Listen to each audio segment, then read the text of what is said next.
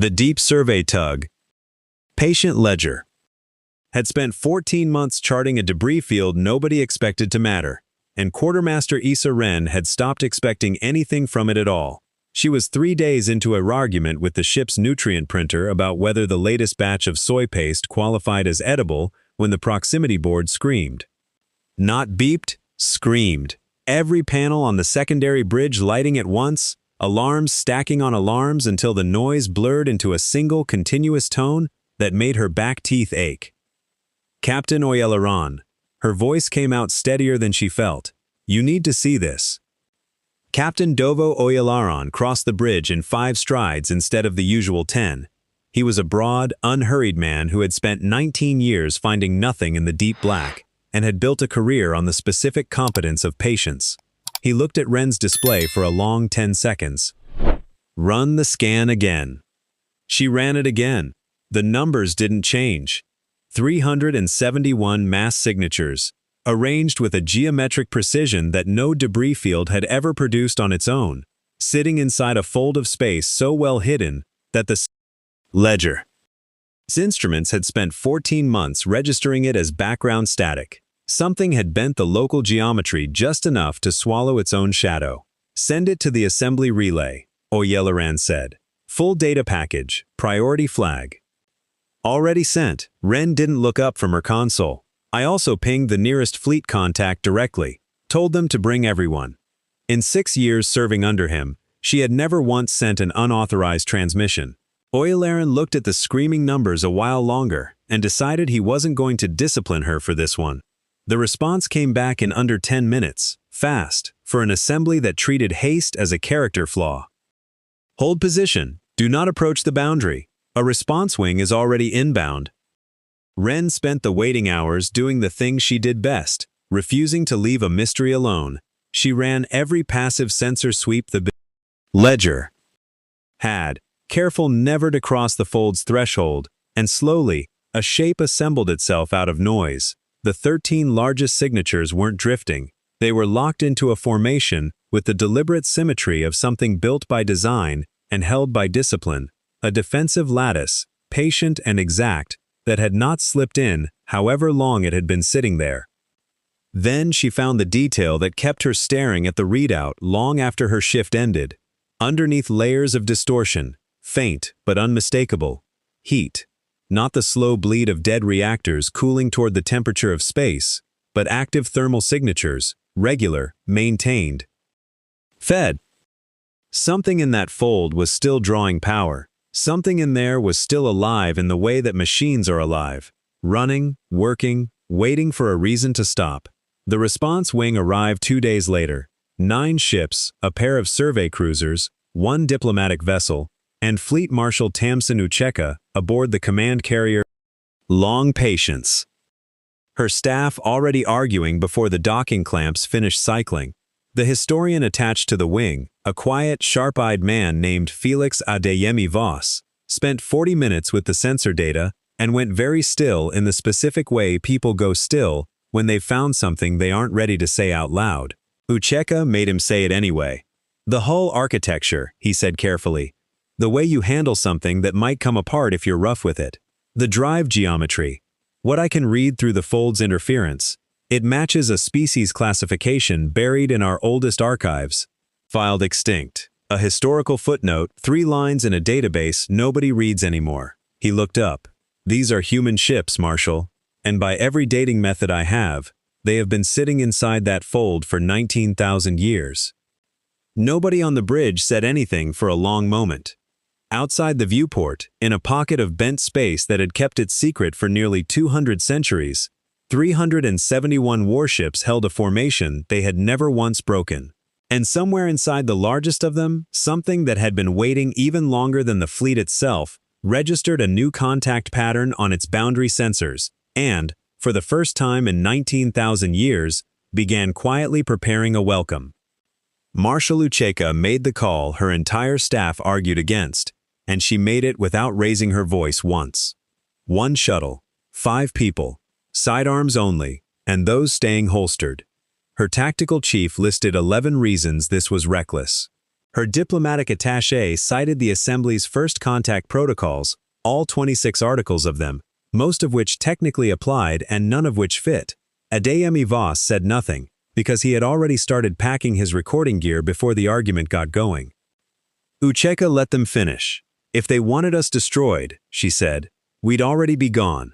Something in there watched us arrive 2 full days before we crossed the boundary, and it hasn't fired a shot. That's not a threat posture. That's patience. I'd rather answer patience with curiosity than with a battle line. She picked up her field kit. 5 of us. Shuttle stays hot in case I'm wrong. The fold took them in without resistance. The interference that had turned 300+ warships into smeared ghosts on every long-range scan simply stopped the moment they crossed the threshold, like static that had been generated on purpose and was no longer needed. On the other side, the scale of it hit differently than any of them had braced for. Petra Lindquist Ome, the wing's young communications officer, had been gripping her harness since the briefing. She stopped gripping it. She went still instead. The particular stillness of someone whose fear has just been replaced by something too large to be frightened of. She was looking at a fleet that wasn't merely big in the way warships are usually big. It was big the way a mountain range is big. Nobody builds a mountain range to impress you. It's simply too large to be anything else.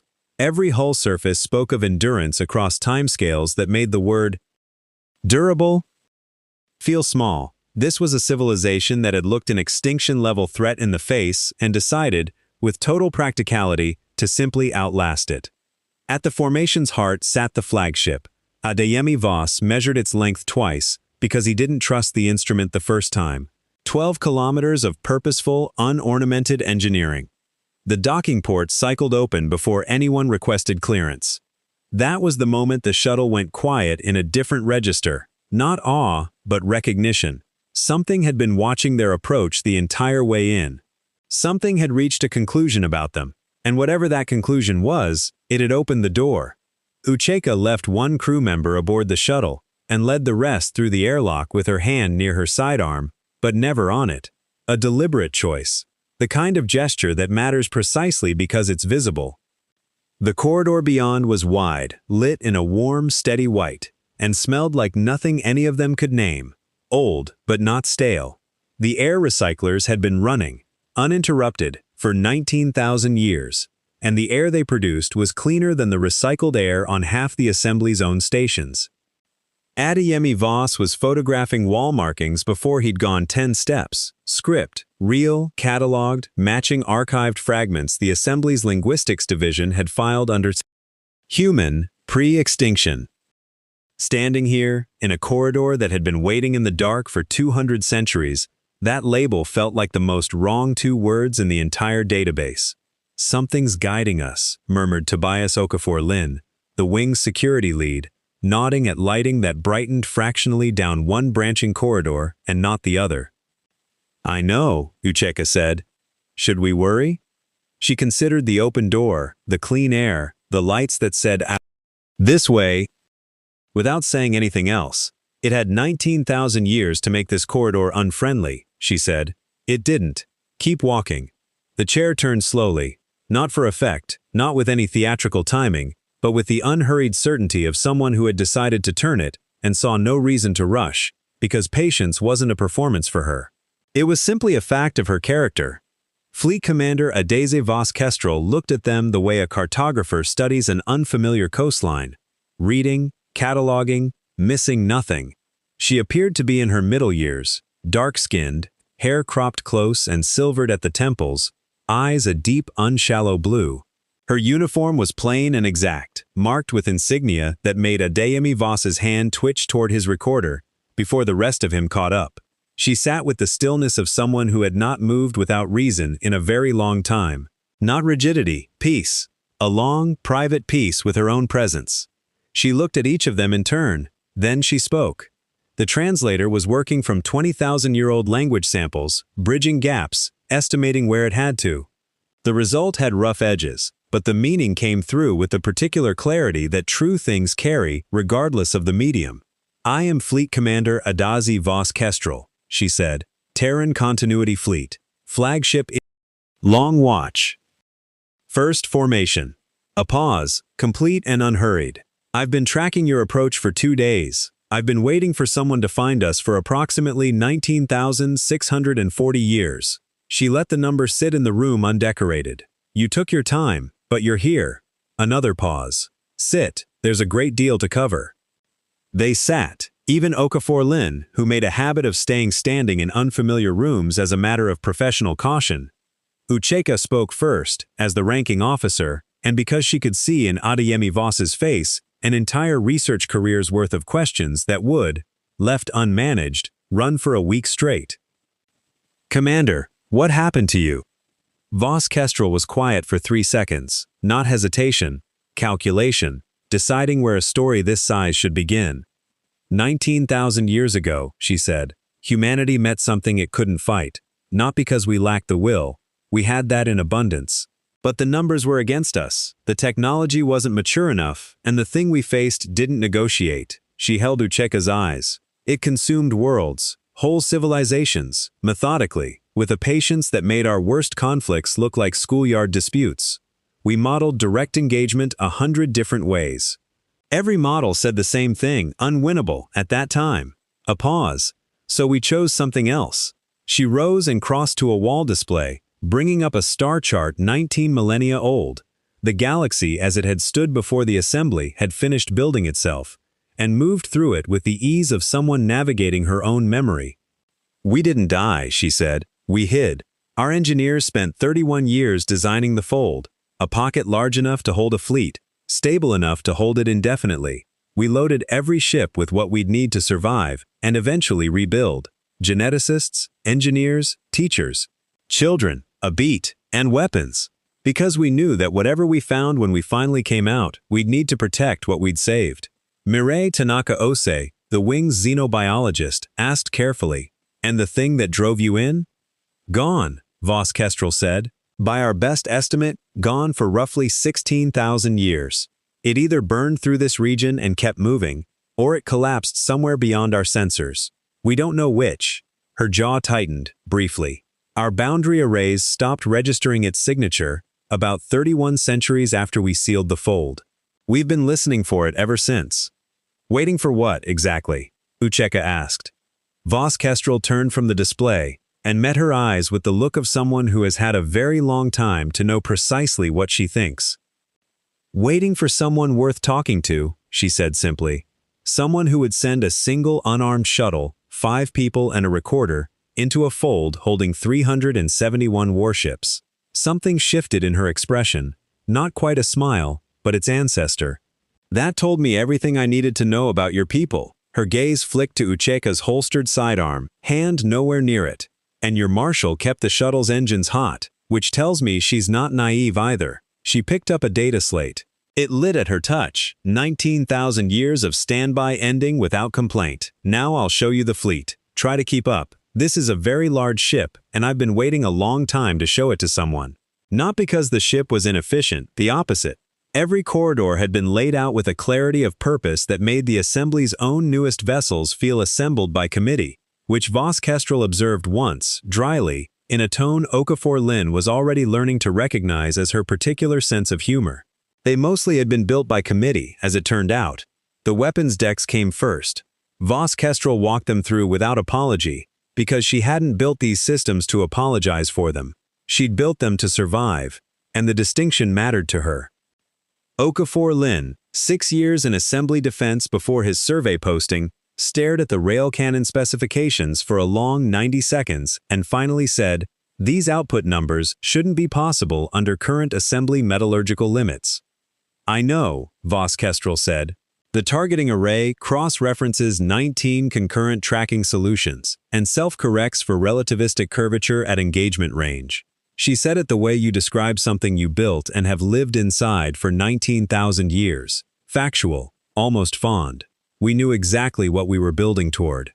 Efficiency wasn't a luxury. Tanaka-Ose, reading discharge output projections, made a small involuntary sound her translator declined to render into words. Her later report described it as an unscripted vocalization triggered by data that fundamentally recontextualized the Assembly's current military standing. But it wasn't the weapons that stayed with them, it was everything else. The libraries, physical ones, shelved records on archival media, maintained in controlled atmosphere for 200 centuries, because Voss-Kestrel had never fully trusted digital storage alone with something this important, and had been right not to. Every field of human knowledge, backed up in redundant physical formats. The empty schoolrooms, students still in stasis but the desks set, the teaching slates ready. A music room with instruments kept clean and tuned on an automated schedule that had never once lapsed. Renata Idowu Falk, the team's youngest member, touched one of the instruments and it rang clear and true, and she had to look away for a moment. The medical decks, where Tanaka Osei spent 3 hours and would have spent a week if allowed.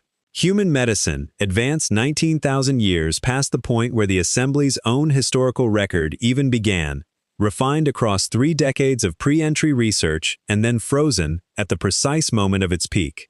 And the stasis halls, row after row of sealed pods, each reading stable, each holding a person who had trusted the fold, the fleet, and the woman who commanded it enough to close their eyes and let 19 millennia pass like a single held breath.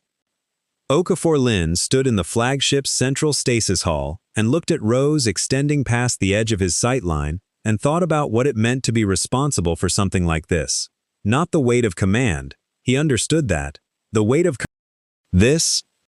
Thousands of lives held in trust for 19,000 years, alone. How did you manage it? He asked. He meant the maintenance, the monitoring, the unbroken vigil. But Voss-Kestrel heard the real question underneath. She was quiet for a moment. When she answered, her voice kept its usual steadiness, but it came from somewhere deeper than the surface. 1 day at a time, she said, for the first few centuries. Then I stopped counting days and started counting objectives. Every 1,000 years, I ran a full diagnostic across every system in the fleet. I reassessed our strategic position. I reviewed whatever the boundary sensors had given me. I looked for progress. A pause. Some cycles I found some. Some cycles the sensors gave me nothing, and I went back to work. She looked at the pods. They trusted me, with everything they had. The least I owed them was staying awake. Ucheka studied her. 19,000 years awake, monitoring, waiting. The least I owed them.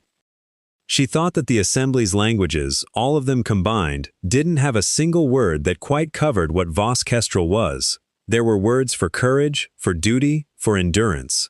None of them were exactly right. We need to tell the full Assembly, Ucheka said. Yes, Voss-Kestrel said. And I should be there when you do. The emergency assembly session opened with 35 minutes of procedure, and then collapsed into something it had never once been in 600 years of operation, a room that did not know what to do with itself. Every protocol the Governing Council had ever drafted for unusual contact scenarios assumed either an extinct species or a living one that had never been extinct in the first place.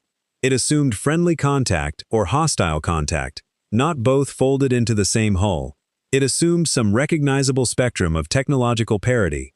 It had never planned for a civilization that was simultaneously ancient and entirely present, carrying weapons capability that outclassed the Assembly's current best by a margin 3 separate defense analysts had spent 2 days arguing about because none of them could agree on the number.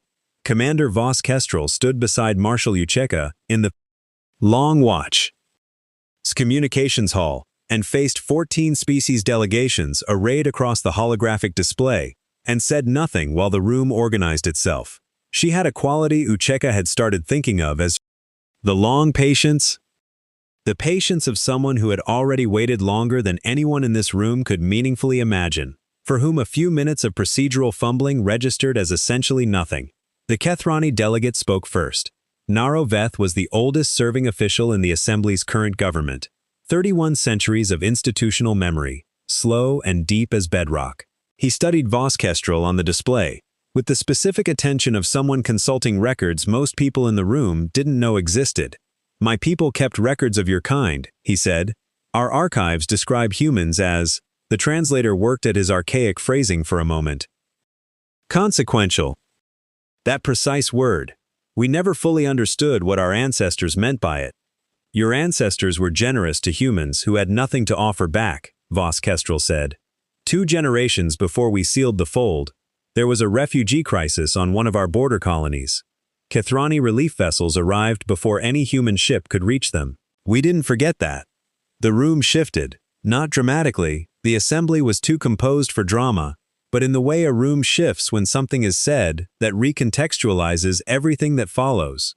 A younger delegate, Sael Orun of the Dreth Compact, leaned forward with the directness common to his species' junior diplomats. Your weapons technology significantly exceeds assembly standard. You're asking us to simply accept the presence of 371 warships at our border on the fact that if I'd wanted to threaten you, Voss-Kestrel said, not unkindly, I'd have done it before this conversation started. I had 2 days of warning that you were coming, and a fleet your own analysts can't agree how to even measure. I opened a docking port instead. A pause. That isn't the action of a hostile power, delegate. That's the action of a people who have been alone for a very long time, and would very much like to stop being alone. The silence that followed had weight to it. What do you want? Asked the veiled delegate. A home, Voss-Kestrel said. Territory, where my people can rebuild. A path into the assembly on terms we can negotiate honestly. She paused, and this pause carried something different from the others. Something that had been waiting even longer than she had. And allies. Because what drove us into the fold did not originate in this galaxy. It passed through. It went somewhere afterward. And I don't know if it's gone for good, or simply absent. Her voice stayed level. Entirely level.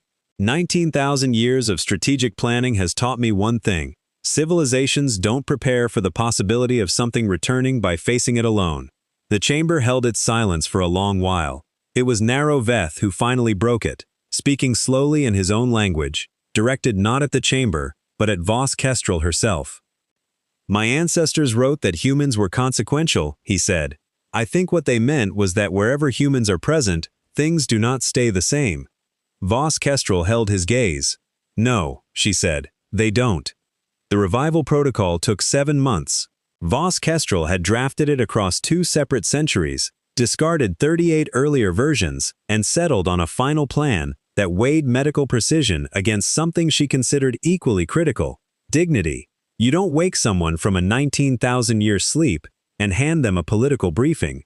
You give them air, water, time. You tell them the truth in plain language, and you stay in the room while it lands, because that's what you owe someone who trusted you with everything. The first group she revived were the medical staff. She needed them functional before anyone else woke. Then psychological support. Then, in carefully sequenced waves organized by ship, by family unit where the records allowed it, by professional cohort where they didn't, the population of the fleet began breathing again. Voss-Kestrel delivered the first 100 briefings herself. She stood in the revival halls in uniform and told the truth with the same directness she'd given the Assembly Council. We entered the fold. The threat passed through. We waited. 19,000 years have gone by. You're safe. We're going home. The responses were entirely human, which meant they were entirely varied and rarely what anyone had braced for. A propulsion engineer named Kwame Soto sat up in his revival bed, listened to the briefing, looked at Voss-Kestrel with perfectly clear eyes, and asked, "Did the fold generators hold tolerance the full duration?" She told him yes, within 0.4% of design spec. He nodded slowly. I argued for 0.5% in the original design review.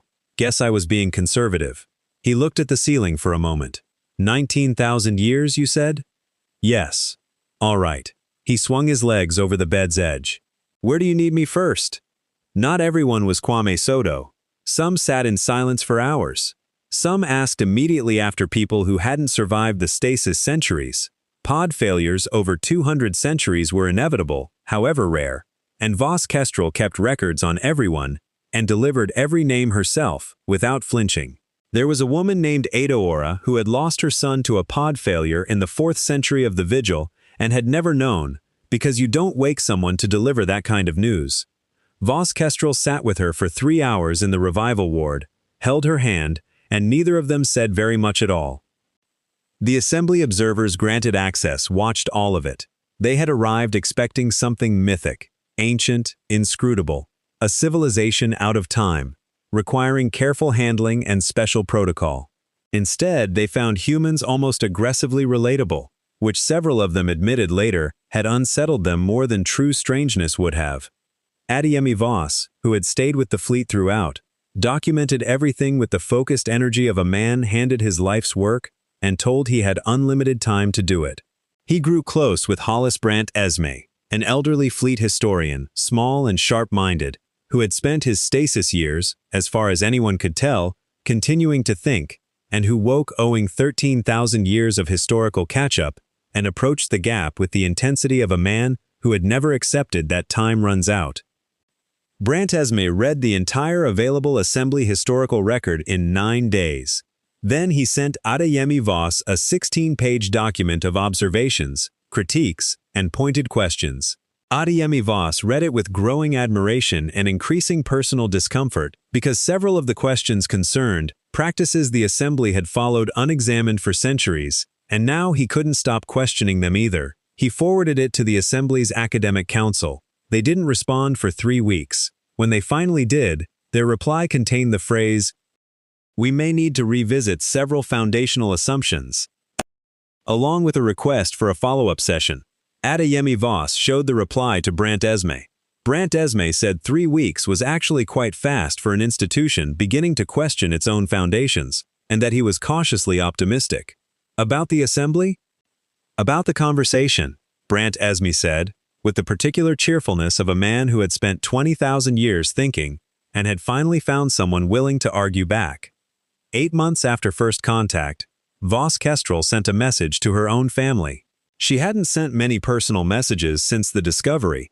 The professional demands had consumed everything, and she had a long-practiced habit of compartmentalizing. But she sent this one because she wanted to tell someone outside the official channels what it had actually felt like from the inside, without diplomatic phrasing. "It isn't what I expected," she wrote. "I expected something vast and difficult, something that would make me feel small standing next to it. Instead, I mostly feel, I don't have the precise word, fortunate, like someone who turned a corner and found something that made the whole shape of the world make more sense. They aren't a lost civilization, they're a civilization that waited. There's a difference. One thing happens to you, the other thing you choose." The fleet spent those 8 months in organized, deliberate motion. Revivals continued in waves. Ships ran full system diagnostics. 19,000 years of continuous low-power operation meant every component needed individual evaluation before being cleared for full use, and the engineering teams approached the work with a thoroughness the assembly's technical observers found equal parts impressive and humbling. Humans, it turned out, had a particular relationship with their equipment. They named their ships and tracked maintenance histories with the personal investment of a caretaker rather than a technician. One chief engineer aboard the cruiser, Running Joke, which Voss-Kestrel confirmed had been named by its original construction crew as a dig at the project's budget overruns, submitted a maintenance log so exhaustive it briefly caused a minor crisis in the Assembly Technical Division's own documentation standards. Cultural exchange moved faster than anyone had planned for, and produced results nobody predicted.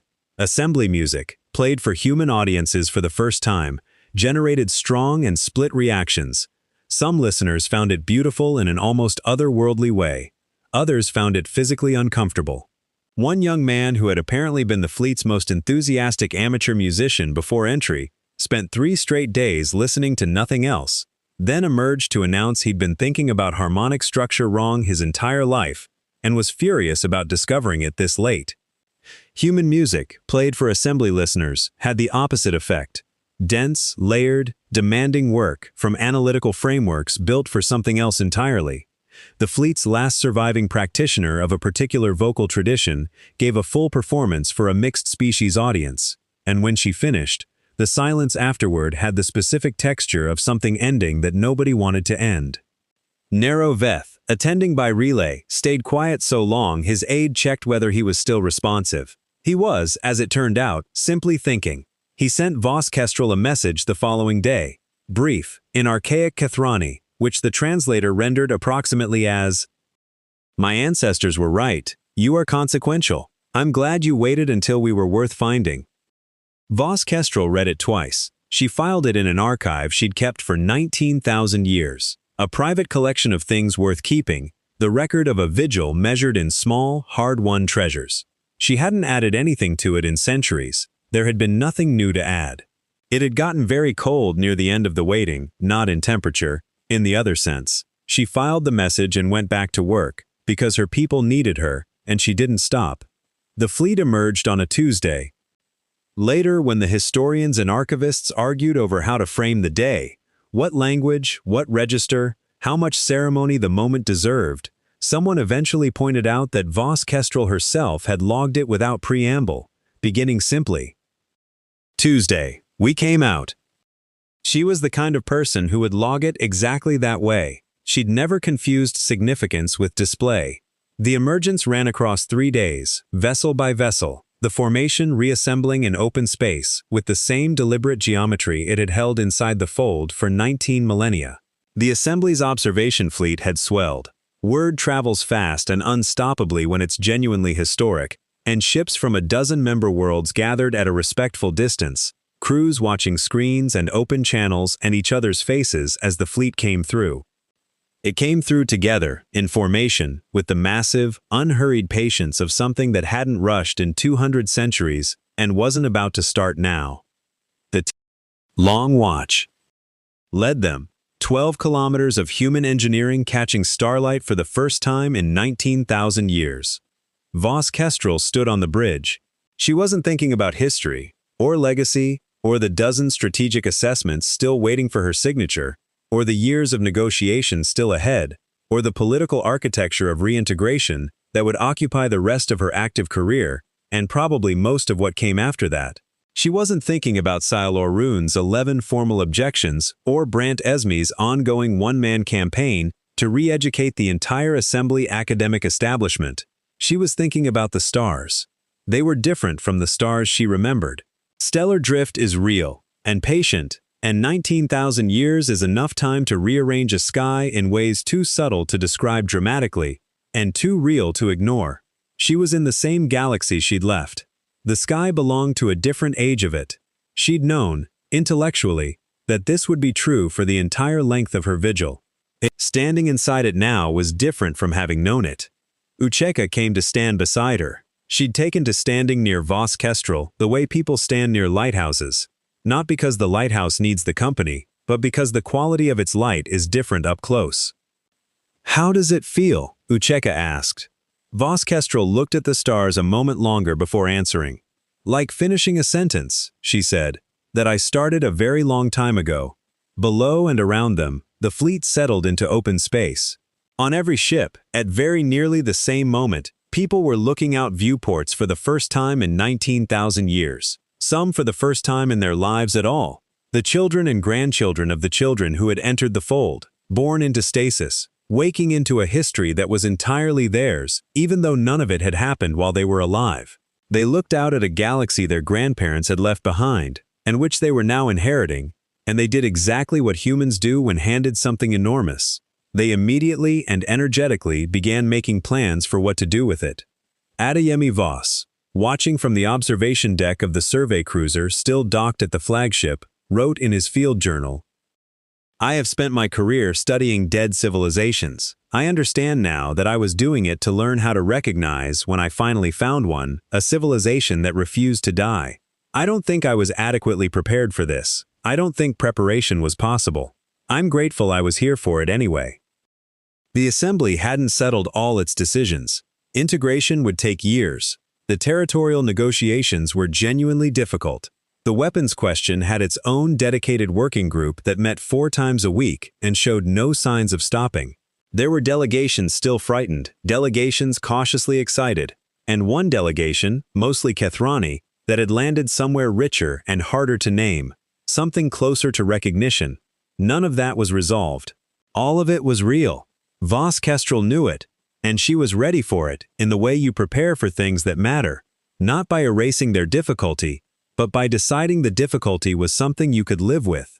She clasped her hands behind her back, the old habitual posture of command, and looked out at the galaxy she'd kept faith with for 19,000 years.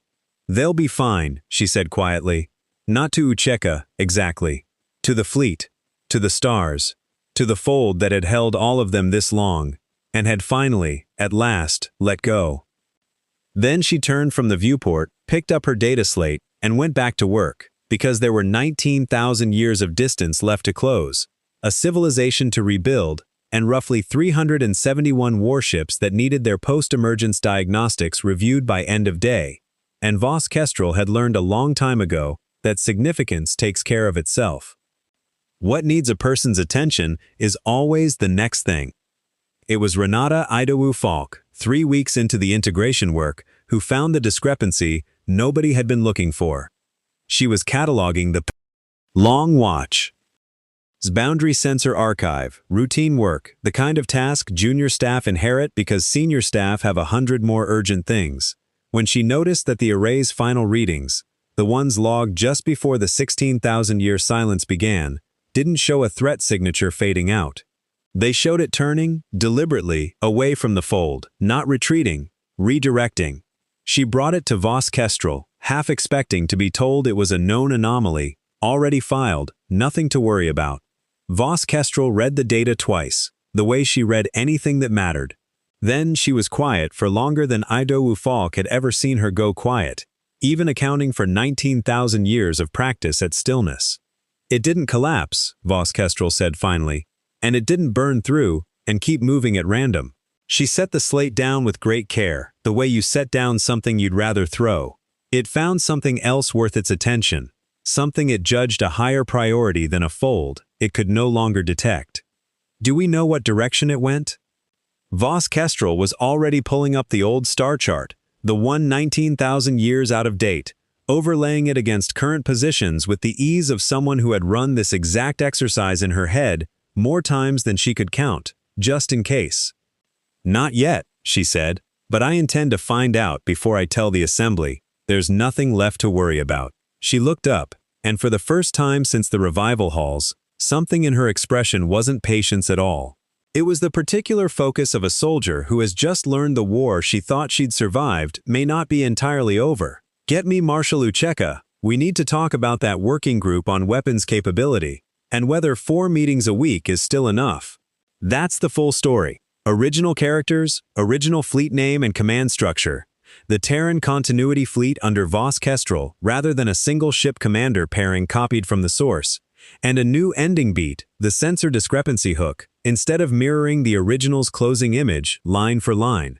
It comes in at roughly 6,900 plus words of inline prose, no headers or part labels, paragraph breaks only, with the underdog, mystery, reveal, respect earned, bigger threat teased arc you've been using, and a cliffhanger built around an unresolved threat, rather than just restating, they'll be fine.